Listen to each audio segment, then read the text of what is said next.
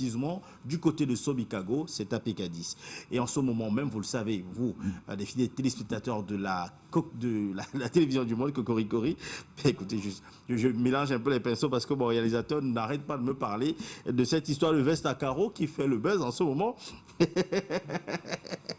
Heureusement que, bon, hier c'était la Saint-Valentin, mais aujourd'hui nous parlons des saints. Parlons des saints avec le docteur Ngemi qui est en notre compagnie. Je sais que vous aimez bien cette rubrique. Le docteur Ngemi nous parle des saints. Saints, S-E-I-N-S. C'est très important. Et justement, et comme le veut la science, hein, on doit justement connaître à quoi servent les saints. C'est quoi les saints? C'est quoi son rôle? Non, c'est pas péjoratif. Arrêtez, ne riez pas à la maison. C'est pas péjoratif. C'est scientifique. C'est une partie du corps qui relève de la science. Ok? Donc, docteur, je ne sais pas si c'est l'homme qui est vicieux ou alors c'est la science qui finalement est vicieuse, parce que je ne comprends pas. Ou alors la société nous impose un certain rythme. J'ai vu un papa hier qui était en train de découper l'avocat. Et puis l'avocat, le noyau de l'avocat est tombé, et puis sa fille lui demande, papa, comment est-ce qu'on appelle ça? L'enfant dit que c'est l'os de l'avocat. Il dit, c'est le noyau. Sa mère dit, on ne dit pas ça. Non, mais l'avocat a un noyau.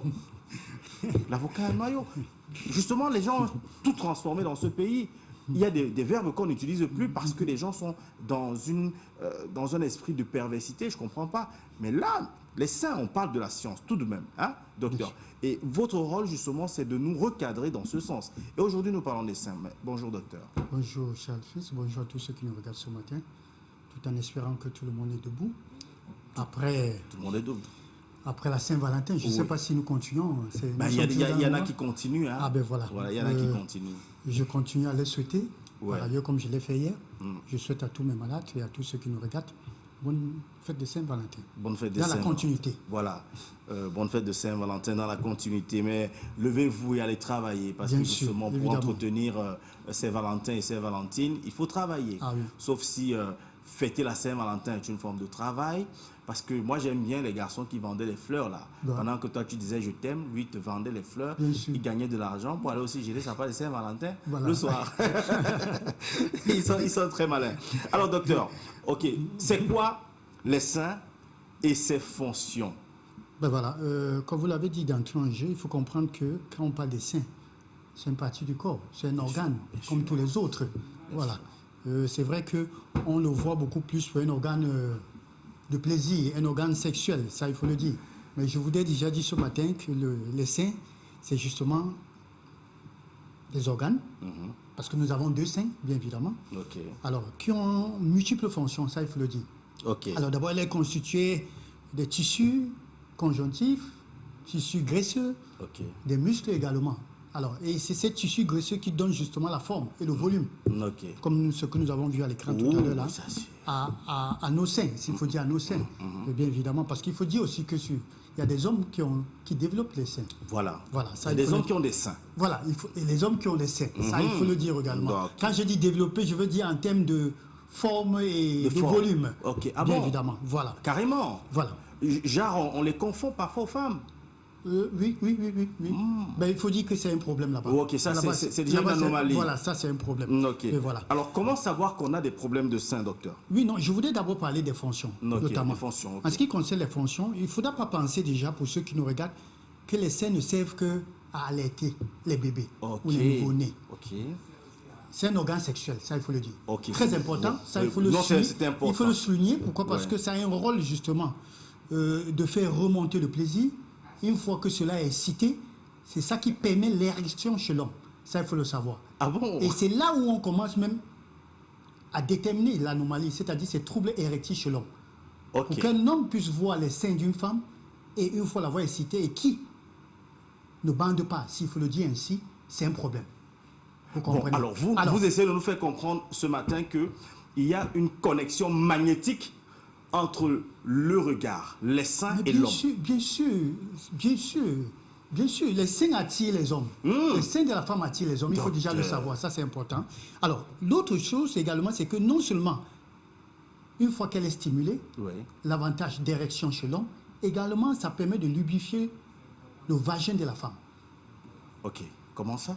Oui, mais une C'est-à-dire fois qu'elle est excitée, quand la femme est excitée, c'est ça? bien sûr, Ok. à travers justement au niveau de ses seins, Ok. ça permet de lubrifier le vagin de la femme. Ok. Comprenez donc des multiples fonctions que les seins.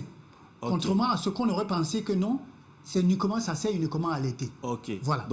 Donc, ça veut dire que une fois que l'homme a vu les seins de la femme, il est censé se mettre en érection. Bien sûr, bien Et sûr. maintenant, Pour ne pas dire jusqu'à le toucher. Là, Ok. c'est plus grave. Ok. Voilà. Maintenant, c'est aussi à travers l'attitude des seins qu'on comprend si madame est excitée ou pas. Bien sûr, bien sûr. Je crois qu'ils en savent quelque chose quand je le dis. Ils Donc, il y en a comprennent. qui ne savent pas. Hein. Ben voilà. On est là pour enseigner Ben les gens. justement. Vous pouvez prendre des notes, hein, ça va vous aider. Voilà. Surtout pour ceux qui n'ont pas réussi pour hier. Hein, donc, pour ceux qui sont encore en mode prolongation, peut-être au moment où nous sommes en train de parler, il y a une maman ou alors une fille qui est en train de dire à son gars, mais chérie, franchement, hier, tu étais où? Mon frère, ça c'est l'occasion idoine, écrit. Avant midi, là, il faut que tu représentes ton village. Alors, quels sont donc, je parlais justement de comment savoir qu'on a des problèmes de sein. Donc. Justement, là, il s'agit des symptômes, hein, des problèmes. Les problèmes de sein, il y en a plusieurs. Je voudrais commencer d'abord par ce qu'on appelle les douleurs. Des En douleurs principe, on ne devrait pas avoir des douleurs au niveau des seins. au niveau des seins. Ça, Ok. ça c'est clair. Surtout, encore plus, les douleurs brusques. Ok. Vous levez un matin comme ça, subitement, Tu as mal au sein. vous avez mal au sein. Ça, c'est pas bon. Il y a également cet écoulement Ok. anormal en dehors de la grossesse. En dehors de la grossesse. Voilà, ça, c'est pas bon. Ça, c'est pas bon signe. Alors, en dehors du fait que vous allaitez. Oui, voilà, en dehors, justement, c'est ce que je voulais dire. Ça également, coule, c'est ça. un problème. Ok. Voilà. Il y a également la forme, la grosseur, le Ok. durcissement. Si vous levez un matin et que votre sein commence à être très dur, hypersensible, ça veut dire qu'il y a problème. Ou encore avec la présence d'une masse, ou encore Oui. de qui, je préfère dire masse, parce que quand je vais dire qui, on ne va pas comprendre. Ok. Une masse ou bien une boule, Une boule à l'intérieur. voilà, à l'intérieur là, pourtant, normalement, Normalement, le sein doit être. Voilà, très bien. Sans obstacle. Sans obstacle, s'il faut le dire ainsi. Alors, si vous devez percevoir déjà des nodules ou bien une masse à l'intérieur, ça c'est aussi un problème. Voilà. Il y a également les pincements. Ok. Ça peut pincer. Il y a une lourdeur également, Ok. qui n'a rien à y voir avec les périodes ovulatoires, c'est-à-dire Ok. l'ovulation. Parce qu'au moment de l'ovulation, justement, les seins chez les femmes, parfois ça peut prendre des volumes. Ok. Parfois ça peut... hein, Ça devient plus beau picoter, même. voilà, voilà. Mais en dehors de cela, Ouais. dites-vous bien qu'il y a problème. Il y a Si les seins se mettent à se gonfler, et ça, voilà, ça, c'est pas bon. Et la couleur également, ça peut changer la couleur. Ok. L'aspect en général. Ok. Ça également, c'est problème. Ok. Alors, quelles sont donc les causes des problèmes de sein, docteur? Voilà, les causes également, nous avons plusieurs. Je voudrais commencer par une variation hormonale. Variation hormonale. Voilà, ces troubles-là, parce qu'il faut dire qu'il y a plusieurs hormones qui, justement, doivent interférer en ce qui concerne les problèmes des seins, oestrogène, progestérone, la prolactine. Il y en a plusieurs. Alors, il faut dire également qu'on peut avoir des infections ou encore des blessures qui peuvent également, Ok. des médicaments également qui peuvent causer des problèmes au niveau des seins. Le port de soutien Ok. mal adapté Ok. peut également causer des problèmes. Ok. En dehors de ça, les traumatismes, s'il faut dire traumatisme, et je voudrais le préciser, surtout pour des hommes qui traumatisent les seins des femmes. Ça, c'est très important de le savoir. Attendez. Oui. Les hommes qui traumatisent les seins des femmes. Oui, bien sûr. Quand je parle de ça, je parle pendant les rapports, lors des Oui. rapports, et tout. C'est Qu'est-ce un qu'il ne objet- faut pas faire, docteur? Non, mais c'est la façon de le presser, c'est la façon de le tenir. Ça, il faut comprendre que c'est sensible. Faites très attention. Vous ne le tenez pas comme si vous voulez le faire exploser. Non, il vaut mieux de le dire, ça c'est important. J'ai envie de me retenir, mais je ne parviens pas parce que je pense que ça manque quand même de galanterie hein, pour Non. ceux qui le font. Hein. Ben voilà, justement. Mais justement. puisqu'on est en train d'apprendre, docteur, parce que je ne sais pas si peut-être moi je fais bien. Non, j'ai l'habitude de le dire. Je le dis toujours quand nous parlons des organes génitaux ici. Oui. Faites très attention. Il ne s'agit pas des matchs de football. Ok. Il faut respecter l'être humain que nous avons devant nous. Ok. La femme, que ça soit vice-versa, bien évidemment. Ok. Parce que je ne voulais pas tirer seulement sur des hommes. Oui. Les femmes également en font autrement. Oui. Ça, vous le savez. C'est-à-dire, elle te dit appuie. Ben, non. Quand je dis, je veux dire contrement. En ce qui concerne ok, les organes, ok. les organes mâles. Les femmes également font des mauvais gestes également qui ne ok. sont pas bien. Ok. Alors, mais puisque nous parlons des Oui, seins, mais je ça, c'est voudrais quand on m'adresser- parlera de- pour Voilà, les quand hommes, nous là, parlerons ouais. de ça, Ouais, je vais ouais. insister là-dessus, Ok. mais je parle des femmes aujourd'hui, Ok. des seins des femmes. Quand vous le touchez, ce n'est pas une rancune. Excusez-moi, ce n'est pas, non, et c'est vrai que ça fait rire, mais il y a des femmes qui sont victimes de ça. Ce n'est pas le fait que la femme peut-être a bu Oui. ta bière, Peut-être qu'elle a mangé ou ton bien poisson. mangé ton poisson, Ouais, que donc- tu vas traiter la femme, non. Je voudrais les interpeller ce matin, et surtout interpeller les femmes, réveillez-vous, Oui. essayez, cessez de rêver. Hein? Ben Ok. voilà. Donc, Faites-vous respecter, ça c'est Ok. important. On Voilà. fait donc comment est-ce qu'on fait pour respecter les seins de la femme, Non, mais docteur? la seule chose que je dis, c'est de savoir le manipuler. On C'est de manipule savoir comment, de docteur? C'est caresses. vous l'expert. Et tout. Oh, c'est vrai, je ne suis pas sexologue. Non, vous Je n'êtes crois pas sexologue, mais parce que je sais qu'il y a des gens qui ont tendu l'oreille et veulent connaître comment est-ce qu'on fait, parce qu'ils veulent mieux entretenir leur foyer. Non, mais la seule chose à faire des seins, c'est des caresses, c'est des câlins qu'on le fait. Ok. Voilà. Comment? Comme ça ou bien comme ça? Effleurage. Le circulaire. Effleurage circulaire. Voilà, on peut également téter comme le font des bébés, Ok. mais tout ça dans la douceur. Ok. Voilà. Effleurage circulaire. Ben voilà. Roméo, ton stylo, s'il te plaît. Effleurage circulaire, tété comme les bébés, avec douceur. Ok. Vous avez compris? Ok. Alors, quelles sont donc les maladies des seins? Bon, ben, les maladies, il y en a plusieurs, ça il faut le dire aussi. Nous avons des kystes. On peut avoir des kystes. Quand on parle des kystes, c'est la présence de certains liquides. Hein? Quand on parle des kystes, c'est la présence des liquides Ok. dans des boules, dans Ok. des noyaux, des petits noyaux. Voilà, au niveau des seins. Nous avons le cancer. Comme Ok. j'ai l'habitude de le dire, tous les organes sont susceptibles de développer le cancer. Cancer Ok. de la peau, des os, ainsi de suite. Donc, nous parlons des seins. Sachez que il y a le cancer, il existe le cancer des seins. Ok. Il y a également ce qu'on appelle l'écoulement dont j'ai parlé tout à l'heure. Ok. Là, ça fait partie des pathologies. Également, il y a ce qu'on appelle une fibroadénome qui fait partie également de la présence d'une masse qui n'a rien à y voir avec le cancer. Ok. Ça, il faut toujours le dire. Ce n'est pas le fait que vous ayez mal au sein, vous ayez des picotements ou bien lourdeur ou bien pincement que vous deviez vous inquiéter, vous alarmer que non, c'est un début de cancer. Ok. Non, ça pourrait être quelque chose d'aussi banal, mais il y a lieu toujours de consulter quand il y a quelque chose d'anormal. Ok. Alors, est-ce qu'il est possible, docteur, de maigrir des seins pendant un régime de perte de poids? Et pourquoi est-ce qu'on perd de sa poitrine à cette période? Voilà, la question elle est vraiment très importante parce qu'il faut dire que je reçois souvent des patients dans le cadre de la diète perte de poids Oui. qui me disent ben, docteur, bon voilà, je voudrais que vous me fassiez maigrir, mais je ne voudrais pas pas mes seins. perdre mes seins et mes fesses. Voilà. Ça, ils ont la précision de le dire. Oui, c'est- Alors, et moi, ça me fait souvent marrer. Ah bon? Rire, je dis, mais tiens, c'est-à-dire quand vous lancez dans un programme perte de poids, dites-vous bien que c'est tout le corps, l'ensemble du corps. Sauf si c'est une chirurgie. Hein. Sauf, mais voilà, avec précision. Là, ce n'est plus du naturel. Ouais. Bon, alors, dites-vous bien que même ces seins-là vont maigrir, vont perdre du poids. Les fesses également vont perdre du poids. Mais maintenant, pendant que vous le faites, il faudra justement ajouter à beaucoup de choses les exercices, raffermir le sein. Et tout. Voilà, Ouais. voilà. Mais dire que vous ne pouvez pas perdre les seins, la grosseur de vos seins pendant que vous faites un régime. Ça, c'est Non. beaucoup plus des femmes. Hein. Mais c'est beaucoup plus Oui. les femmes puisque nous parlons beaucoup Elles veulent plus. garder leur potentialité. Voilà. Puisque vous l'avez dit tantôt, Bon, ce maintenant- sont les seins qui attirent les C'est gens. les seins, bien sûr, bien sûr. Bon, maintenant, pourquoi est-ce que nous perdons, justement? Il faut comprendre que les seins se Ok. comportent justement comme un ballon. Ok. Comme un ballon. Ok. C'est-à-dire, vous le gonflez, vous le dégonflez. Ok. Vous le gonflez, vous le dégonflez. Et justement, cette variation-là va justement affaiblir les tissus, la peau, au point où il serait très difficile de pouvoir reprendre justement sa forme normale. D'où, généralement, et quand j'ai parlé du tissu graisseux tout à l'heure au départ, chez certaines personnes avec cette mauvaise alimentation, ce qui fait que quand ça tombe, vraiment c'est laid à voir. Ok. À cause justement de la mauvaise graisse, la Ok. mauvaise alimentation, la malbouffe. Ça, Ok. il faut le dire. Les filles Voilà. qui mangent mal. Mais bien sûr, Donc, ça parfois, fait les seins partie. sont tombés parce qu'elles mangent mal. Bien sûr, ça également, ça fait partie. Ok. Le corps a besoin d'être nourri. Alors, Y compris. peut-être un message d'espoir pour ces filles aujourd'hui qui ont des seins tombés. Comment avoir une belle poitrine, déjà, premièrement, naturellement, ça, il faut préciser. Et comment remonter sa poitrine. Ben voilà, ça passe d'abord, par l'alimentation, une bonne alimentation, saine et équilibrée. Et ça, Prenez il faut, des notes, hein, et ça, il faut mesdames. dire qu'il existe ce qu'on appelle la nutrithérapie, justement pour pouvoir faire remonter. La nutrithérapie. Voilà, pour pouvoir faire remonter, pour pouvoir justement entretenir. Parce que cet organe-là se doit d'être entretenu. Ok. Que les femmes ne font pas seulement des soins de visage ou encore je ne sais pas quoi, qu'ils sachent également que les seins se doivent d'être entretenus. Ok. Et là également, il faut hydrater les seins, savoir hydrater les seins. Ok. Ça également, ça passe. Les femmes qui ont des salons de coiffure, des salons de massage, savent ce que je dis, de Ok. coiffure. Hydrater, ça veut dire faire le gommage. Ah, et ok. pouvoir le traiter, ça c'est important. Voilà. Maintenant, il faudrait également éviter des bains chauds. Et ça, les femmes ne le savent pas. Éviter les bains chauds. Le bain chaud. Se laver à chaud. Ça fait justement tomber les seins, la poitrine. Ça, Ok.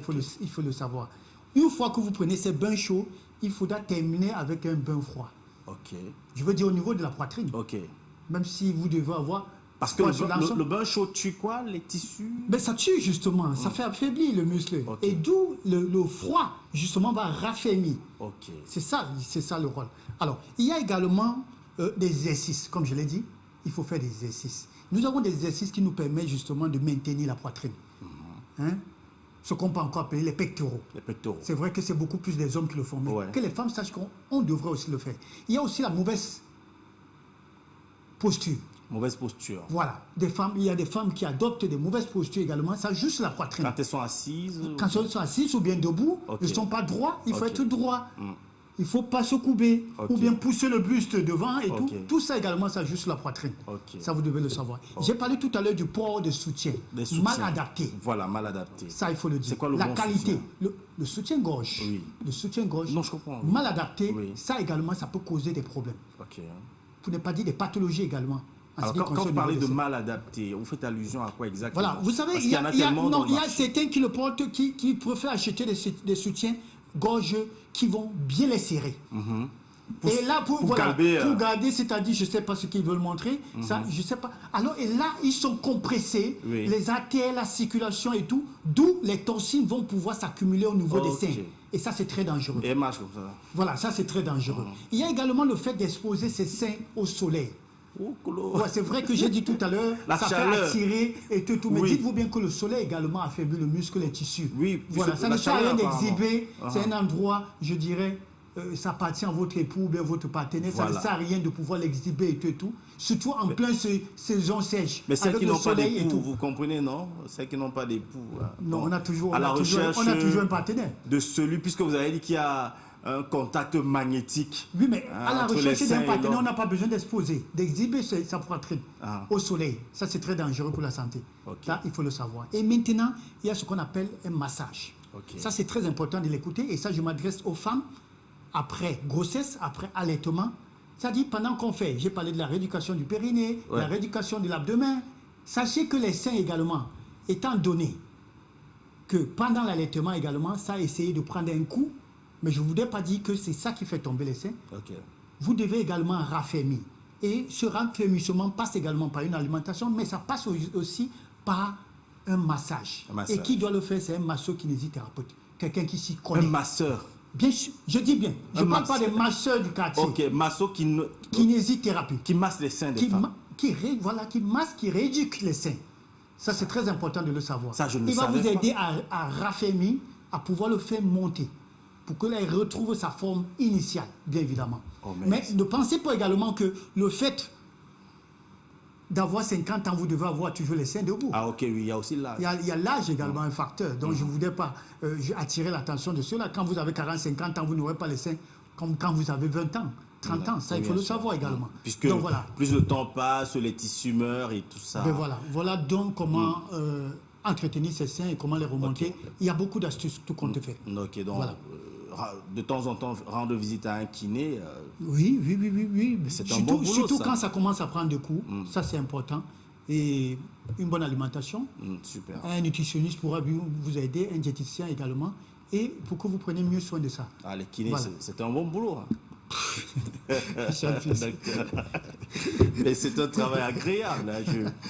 À peine vous l'avez dit, je suis en train de voir si je ne vais pas me lancer dans la formation. Que direz-vous des gynécologues alors? Bon, eux aussi, mais Alors, docteur, une autre question ce matin. Est-ce que l'allaitement peut abîmer ou faire tomber les seins? Non. Ça, je le dis là, en direct, pour ceux qui nous suivent, pour ces femmes-là, ou encore pour ces hommes-là, qu'ils écoutent très bien, parce qu'il y a des femmes qui refusent d'allaiter et ils disent à l'époux que non, je ne veux pas faire tomber mes seins, il faut acheter le lait. Je voudrais les interpeller ce matin à ces hommes-là. Laissez votre femme allaiter l'enfant. Non, ce n'est pas eux de laisser, c'est lors d'une obligation. Surtout s'il n'y a pas un problème s'il n'y a pas une pathologie, s'il n'y a pas des antécédents. Ils devront le faire. Non seulement c'est pour le bien de la femme, pour le bien du bébé, parce qu'il y a une communication entre la mère et l'enfant, ça il faut le savoir, mais aucunement l'allaitement ne fait tomber les seins. Vraiment, éviter ces enfants n'ont pas appelé, c'est-à-dire innocents qu'elles sont, ils ont besoin de ça, il faut les allaiter. Eux aussi, ils ont besoin d'amour. C'est important. L'Organisation mondiale de la santé nous parle de 6 mois. Alors, si vous pouvez le faire pour 6 mois et après, Supporter. Voilà, supporter, ça c'est bon, il n'y a pas de problème. Mais il y a des gens qui vont jusqu'à 1 an et les seins ne tombent pas. Ok. Donc il ne faudra pas incriminer le fait que vous allaitez les bébés pour dire que ça fait tomber les seins. Aucunement pas. Alors, docteur, il y a un élément ici qui laisse entendre que ça peut faire grossir les seins. Vous connaissez? Ouais, le fenugrec. Fenugrec, oui, voilà. C'est quoi? Voilà, c'est vrai qu'il y a beaucoup de gens qui se jettent là-dessus, surtout les femmes. Ok. Sur la toile, on parle du fenugrec, qui ont justement des vertus, beaucoup de vertus, particulièrement également que ce soit le diabète, beaucoup de choses. Mais puisque nous parlons des seins, justement, ça fait grossir les seins. Mais je voulais les interpeller. Toujours, j'ai l'habitude de dire, avant de vous jeter sur un aliment ou bien un produit, il faudra connaître ses antécédents. Parce que là également, le fenugrec a des effets secondaires. Ok. Ça a des contre-indications. Alors, je voudrais les interpeller. Avant de commencer à prendre du fenugrec, faites-le sur le contrôle d'un expert, d'un spécialiste. Ça, c'est très important. Mais sinon, ça fait grossir, justement, les seins, que ce soit les fesses, ça fait grossir, tout compte fait. Ok. Voilà. Et le port du soutien, il est recommandé pour... le soutien-gorge est important pour les seins? Oui et non. Je dirais oui. Oui. Oui, c'est important parce que non seulement ça, ça contribue, justement, non seulement pour l'épaule, Ok. à rendre droit, que ce soit le cou également cervical, ça c'est très important. Mais comme je l'ai dit d'entrée en jeu, évitez des soutiens-gorge mal adaptés. Ça veut dire qu'ils vont trop vous serrer. Prenez la taille qui vous convient. Les gens qui vendent, je crois que c'est des experts, ils s'y connaissent. Ils appellent ça le bonnet. Voilà, donc justement, il faut prendre quelque chose qui est à votre taille, à votre mesure, être à l'aise. Vous devez être à l'aise quand vous portez un soutien. Pas le petit soutien pour les gros seins, voilà, pas les gros soutiens pour les petits. Voilà, autant de choses. Donc prenez quelque chose dont vous vous sentez à l'aise, vous respirez bien, il n'y a pas de compression, vous n'êtes pas comprimé, parce que vous allez à un rendez-vous et du coup vous allez prendre quelque chose qui vous sert. Non, évitez-le. Voilà. Donc, et ça également, ce que je pourrais déconseiller, c'est de dormir avec du soutien-gorge. Voilà. Non seulement de dormir avec et de dormir sur le ventre. Si vous voulez garder votre poitrine jolie, belle, évitez de dormir sur le ventre. Donc, là, parce que vous dormez sans le soutien, oui, mais sur le dos. Sur le dos. Mais maintenant, si vous allaitez tout ça, vous avez besoin de dormir avec. Ça, il faut le dire. Ne pas dormir avec, surtout si ça vous comprime beaucoup. Vous avez besoin du soir que les seins puissent respirer, se détendre. Et ça, vous avez besoin justement, soit vous portez ce qu'on appelle, les femmes appellent le body. Le body parce que ça ne sert pas, c'est juste là comme un demi-démembré là. Et voilà, c'est plus à l'aise, en coton surtout. Parce qu'il faudrait éviter des choses chaudes pour pouvoir faire souffrir les mamelons. Donc, voilà. Mesdames, dormez sans le soutien. C'est important non seulement pour la santé, bien sûr, mais aussi pour la santé conjugale. Non, j'essaie de vous aider. J'essaie de vous aider. Et puis, peut-être un dernier conseil pour sortir une prévention. Oui. Vous savez, s'il faudra parler des seins, nous passerons toute la journée. Le dernier conseil que je puis donner, c'est que faites-vous consulter, ne serait-ce que pour des personnes prédisposées au cancer, dans la famille, parce qu'il faut dire qu'il y a un facteur héréditaire. Faites-vous consulter chaque 6 mois. Vous allez rencontrer le gynécologue qui vous dira non seulement comment faire une consultation, ce qu'on appelle l'autopalpation, l'auto-examen, que la femme peut le faire à la maison, devant un miroir, regarder la forme, palper, regarder la forme, la couleur, l'aspect, palper ses seins. Ça, on le montre, je crois qu'on le montre chaque année quand on fait des campagnes contre le cancer du sein. Ça, c'est important de le faire déjà. Maintenant, pour ceux qui ne sont pas prédisposés, chaque 1 an, consultez, faites la mammographie, faites l'échographie mammaire. Ça, c'est très important parce qu'on ne sait jamais.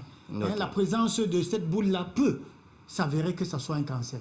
Donc, c'est important. Voilà le conseil que je peux donner. Et comme je l'ai dit d'entrer en jeu, évitez de vous traumatiser les seins. C'est un organe sexuel, c'est un organe très important de par ses fonctions, ses multiples fonctions. Donc, prenez bien soin de cela, ça c'est très important. N'agressez pas les seins, surtout. N'agressez pas, surtout. Et voilà. Et puis les dames qui dorment sans le soutien, bon, peut-être un conseil, quand vous venez laisser l'enfant, portez quand même le soutien. Quand vous venez laisser l'enfant à l'école, portez le soutien. Parce que bon, il y a des papas sensibles quand même. Mais voilà. Non, il faut porter le soutien en longueur de journée parce qu'il y a des exercices que vous faites là. Et si vous avez des seins, je vous l'ai dit, avec des volumes, c'est-à-dire énormes, le fait justement de marcher, de trop travailler, vous savez, allez, ça balance. Le muscle également va également beaucoup plus se fatiguer. Ça, il faut le comprendre. On a besoin de porter le soutien quand vous courez, quand vous faites du sport également. Mais ne portez pas un soutien, comme je l'ai dit, qui vous sert.